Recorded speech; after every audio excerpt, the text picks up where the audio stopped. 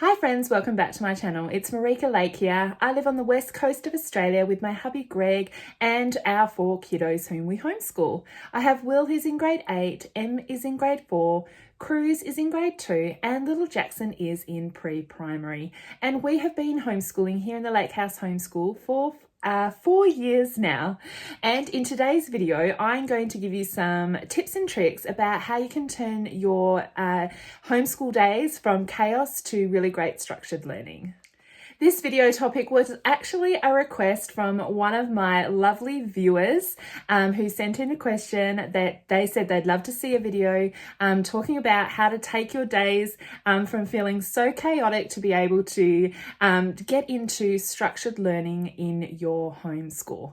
Now, I have been homeschooling my kids for 4 years and it has taken me just through trial and error of working out what suits our family best and how I can turn my days when they're feeling a little bit chaotic into something that's much more manageable. So I will share some of my tips and tricks that I use in my homeschool to make that happen. The number one thing that I have in place in my house to keep my household flowing well is actually having my kids in a morning routine. So every morning when my children wake up, they know that there are certain things that they have to do each morning. And so they need to complete all of those things before they move on. So for instance, they have to get up, obviously. They've got to get dressed for the day. They have to have their breakfast. They have to brush their teeth, brush their hair, grab any piles of washing that have been sorted the day before, put their washing away, they tidy their bedroom, and then they have a couple of house chores that they have to do. So it might be things like putting the dishes away from the previous night. It could be taking the recycling out, feeding the dog. Each child, so I've got 4 children, each child has their own couple of jobs that they have to do on top of having their breakfast and cleaning their room, making their beds and things like that. And that's an expectation that is every morning in my house. So every morning when my children get up, regardless if it's a school day or not, they know their morning routine, and that routine is the same every day. So once they've completed all their morning jobs, then they can move into doing what it is that they would like to do. So it might be actually time to start school and when we sit down to start learning, or they can choose to do another fun thing if it's not time to start school yet. They might go and play outside, play with their Legos, read a book, all of those kind of things.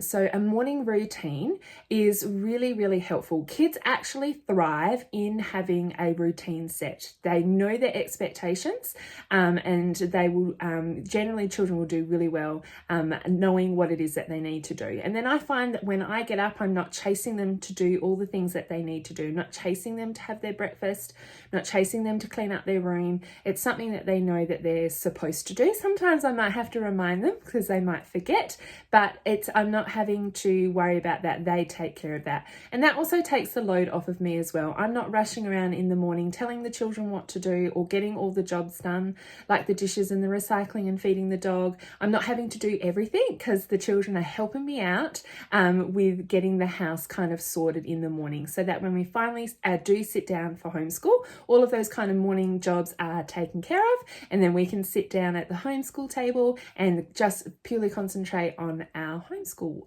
work. Another tip that I will share with you as well is that for me, I don't do any major housework while on my homeschool days. So I might have a few things that I'll get done before our homeschool day starts. Like the dishes might get washed and, you know, the table cleaned off and things like that. But I don't do any major like house chores while I'm trying to homeschool the children. So what I used to do when I first started homeschooling was I put a load of laundry on in the morning, and then I'm homeschooling the kids and then it stops and I want to get out in the line. So I stop and try and do that. I just found it's too hard to kind of do housework and homeschool at the same time. So I leave all of my big kind of housework housework jobs until I've completely finished homeschooling the children, or I just leave them for the weekend. So when it comes to washing the clothes, I actually do that at night time. So I don't have to worry about it during the day. And then it might be one of my kids' jobs to bring the washing in the morning, sort it, and then someone puts it away. And things like vacuuming the floor, I've got a robo vacuum that'll go and do that for me, so I don't have to get the vacuum out myself, so I can just put that on and off it goes and does its thing. But anything else like cleaning bathrooms, toilets, cleaning out the car, whatever those major jobs are, I don't do that during my homeschool days. I set those aside, don't think about them, don't worry about them, and I'll get them done either at the end of the day or on a non-homeschool day or on the weekend, so that I'm not trying to do homeschool and housework at the same time, because it just doesn't work well with my divided attention. Another tip I have is to actually do your homeschool work when your children are at their best. Now that might be different for different children and different families about what's going on and what stage they are, but I find if you get your children that when they're at their best, they're thinking the best, they're behaving the best, that's the time that you want to do homeschool. So when we first started homeschooling, I had a baby in the house, and it was really difficult. I had a baby and a toddler, and it was really difficult to sit down and do homeschool with my two older children with the baby and the toddler around. So what I used to do was save the homeschool work until the afternoon when the baby and the toddler were actually having a nap, or the baby was having a nap, and then I could set the toddler up with something to play with, and then I could sit down and homeschool the two other children without any interruptions from the little ones. And so that worked really, really well. And then my baby stopped having a nap in the afternoon, and then I had to rework my schedule. So now that my children are older, I find that they're at their best first thing in the morning. My children actually want to start school really a lot earlier than I want to start. So they're very switched on and ready to go first thing in the morning. So I try and get all of our bookwork done for homeschool first thing in the morning, because that's when they're at their best. I know if we take the opportunity to go to the beach in the morning and then come home and do our homeschool work in the afternoon, we often don't get good quality work done, or they're just too tired to do anything because of our outing to the beach. So sometimes I might be like, we're just not going to do it at all today. But a tip is to actually do the homeschool work with your children when they're at their best, and that'll be different for families and different children. And some things that you can do as well is you don't have to do all the schoolwork in one chunk. So you might do a little bit in the morning, and you might save a little bit in the evening. So they might read to you when they're going to bed and do something else at that time. You can split your homeschool days up. You don't have to sit down and do all the schoolwork in one big chunk. If it works for you to split it out into short lessons throughout the day, then that's what you should do. Remember, homeschooling is not just school at home, it's different, and you get to create what you want your learning style and environment to look like. If you want to get it all over and done with in one chunk, go ahead. If you'd like to spread it throughout the day in small manageable portions, go ahead and do that. It's up to you how you would like to do it.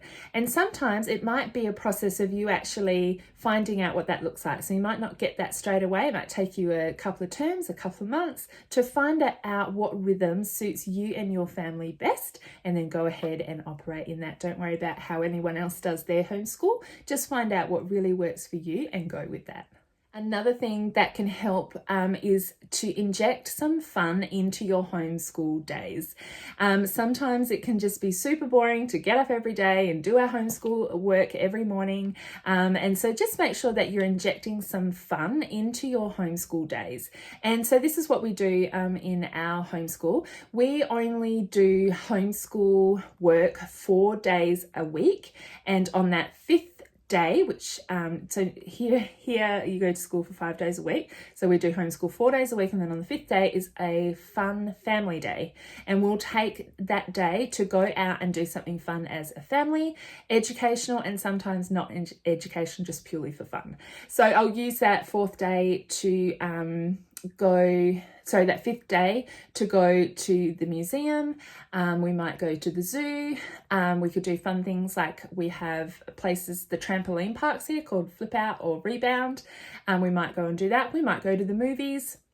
We might stay home and have a day of playing board games, head to the beach, visit family and friends, all sorts of things. And so it's something that the children look forward to every week. We're only having to do bookwork 4 days a week, and then on that 5th day it's a fun day, and also a rest day too. We might only do something for half a day and then have a rest as well on that day. So that's always something fun, and you can choose obviously whatever fun day is for you, whatever works with your schedule. One thing we were doing was having it in the middle of the week, so we'd do 2 homeschool days, fun day, and then another 2 homeschool days, and that was kind of great to break up our week. But also another thing I do is we'll go out in the afternoons. And so I'll say to the kids, so the kids know that they get up in the morning, they do their morning routine, and we do school in the morning up until lunchtime. And then we have lunch, and then we can go out and do something fun in the afternoon. So that might be gathering with our other homeschool friends. We do that once a week and go to a different playground or the beach around our city. And then we have another smaller group of children that we meet with as well on a Friday. And so that's something fun that they look forward to. And I can also use that as an encouragement for them to do their schoolwork as well. I can say to them, oh, remember we're going to the playground this afternoon, so let's get our homeschool work done, and then we can head to the playground for some fun this afternoon. And so it's always great to chuck in some rewards for your children. And so your children will be motivated by different rewards, so you can work out what that looks like for your family. Another thing we use for a reward in our house is using technology. So if the children would like to use their tablet or play a computer game or watch a show or a movie or something like that, I'm saying, yeah, you can absolutely do that when you have finished your schoolwork. So how about you sit down with me and I show them you've got these couple of pages to complete and this math activity to complete, and then you can watch a movie. And so I'll often, especially for my younger children, we'll have to give them an incentive to get their schoolwork done on some days because they're just not feeling it. Now, if you're at the beginning of your homeschool journey, or you're finding that it's hard to get your children to focus in and do their schoolwork, then I encourage you just to do short, sharp lessons. Don't make your children sit there for long periods of time trying to do their work.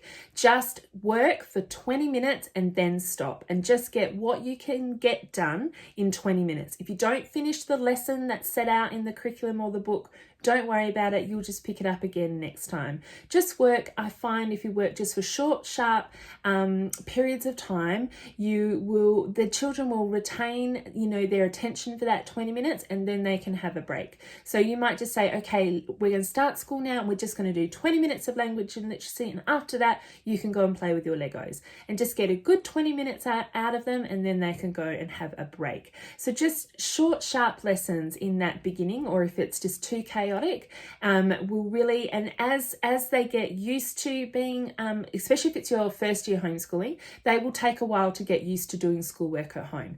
So, as you just do the 20 minutes as you go through the term, they will get used to doing more, and then you can increase that time or increase the amount of lessons that you are doing.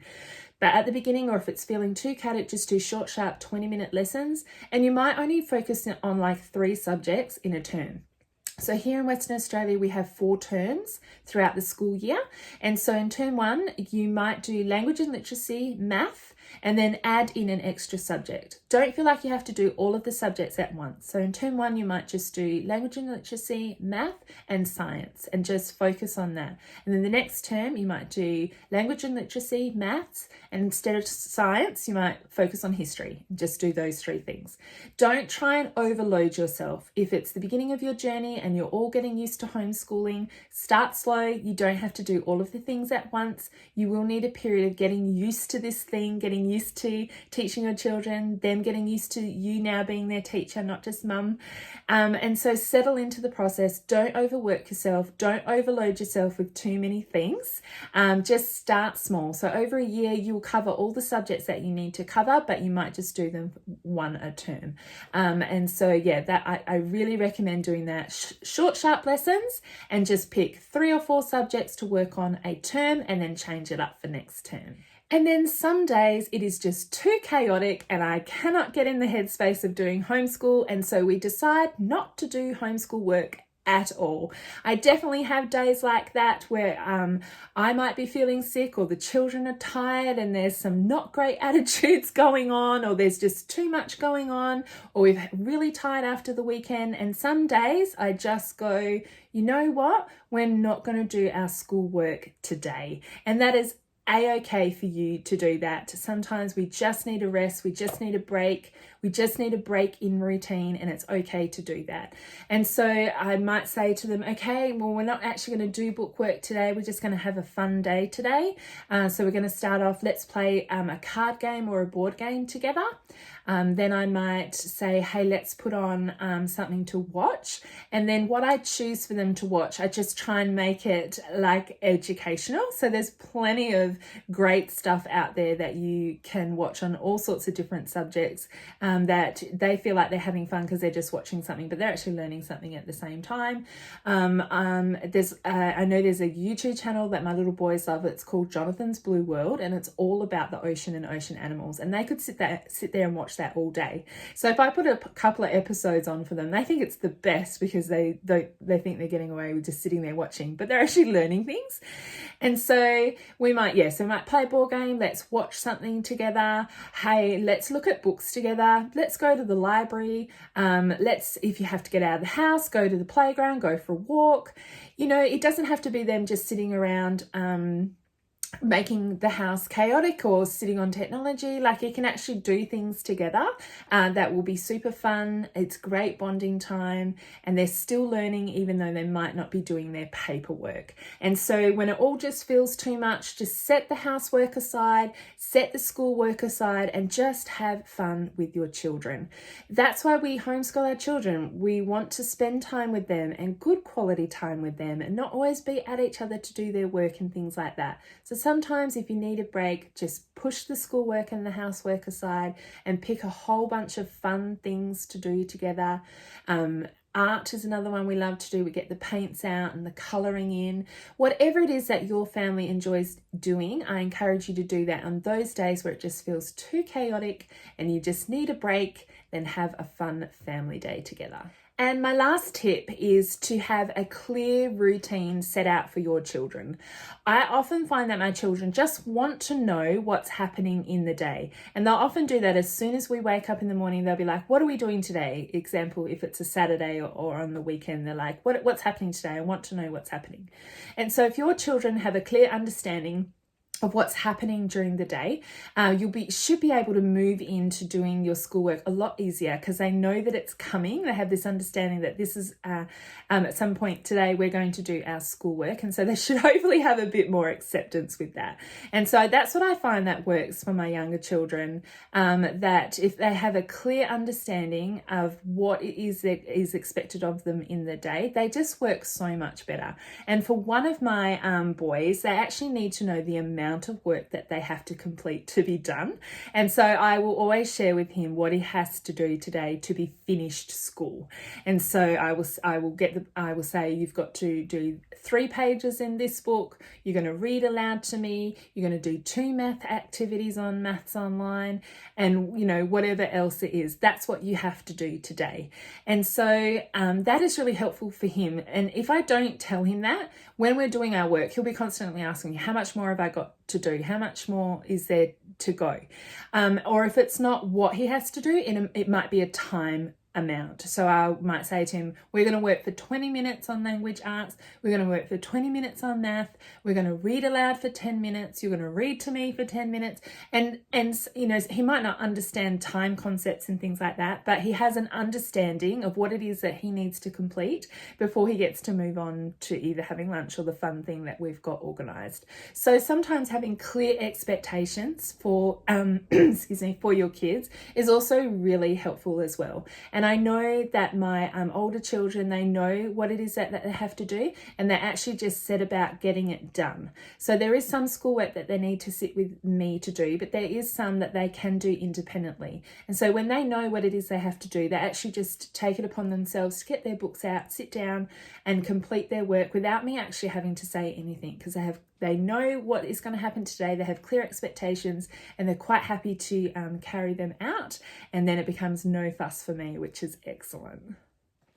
Thank you so much for watching my video today. I hope you found some of those tips and tricks helpful for you. If you have any more questions, you can just leave a comment in the comments box down below and I will get back to you with an answer that hopefully helps you out.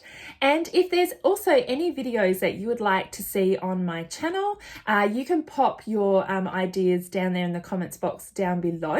I'd love to make videos that for information that you are looking for. And check out that description box down below too. I'll pop some links in there to other videos that you might find helpful for your homeschool journey. And if you haven't already subscribed to my channel, I love it if you would just hit that red subscribe button. And if you hit the bell notification next to it, that'll give you notifications about when my videos go up on my YouTube channel. Thank you so much for watching and I'll see you next time. Bye.